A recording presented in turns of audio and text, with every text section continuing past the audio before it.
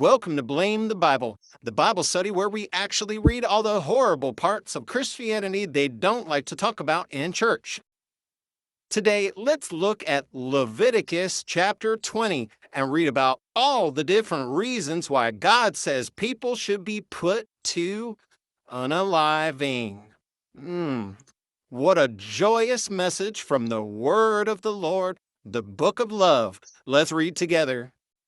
Verse 9, anyone who curses their father or mother is to be put to unalive because they have cursed their father or mother. Their blood will be on their own head. If a man commits adultery with another man's wife, with the wife of his neighbor, both the adulterer and the adulteress are to be put to unalive. If a man has sexual relations with his father's wife, he has dishonored his father. Both the man and the woman are to be put to unalive. Their blood will be on their own heads. If a man has sexual relations with his daughter-in-law, both of them are to be put to unalive. What they have done is a perversion. Their blood will be on their own heads. If a man has sexual relations with a man as one does with a woman, both of them have done what is detestable. They are to be put to unalive. Their blood will be on their own head. If a man marries both a woman and her mother, it is wicked. Both he and they must be burned in the fire so that no wickedness will be among you.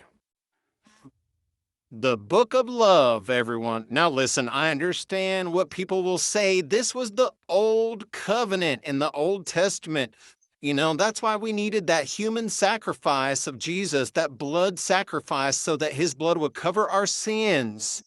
And that's why after Jesus came and died, the New Testament and on forward throughout history is just so much more hunky-dory. All we got to do is say, I'm sorry, and get forgiveness. Christians today do not believe that any child who curses their father or mother should be put to unalive. That's not one of the laws they're trying to legislate. And they certainly don't believe that committing adultery is worth unaliving either.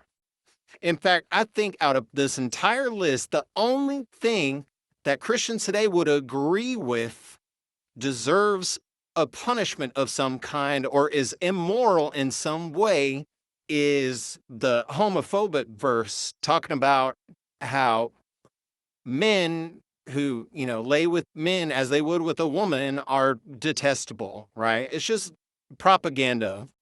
Funny how Christians only cling to the verses that will advance their own worldview instead of actually taking every single part of the Bible literally and taking it to heart, right?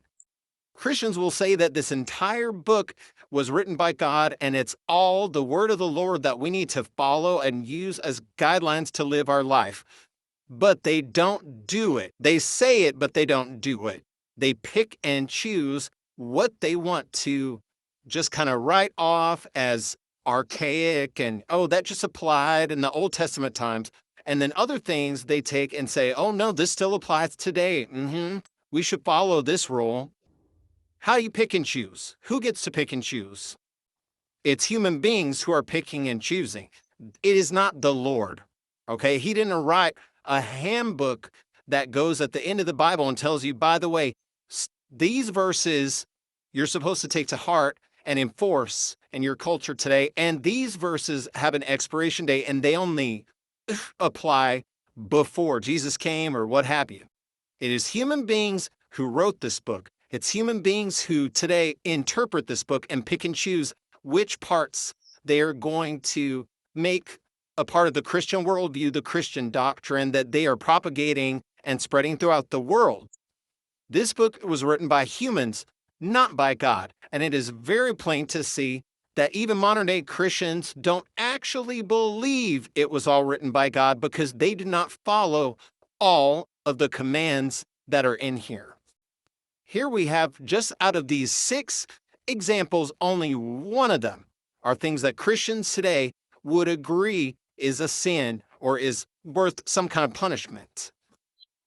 It's inconsistent and it's hypocritical. But hey, don't blame me, it's in the Bible.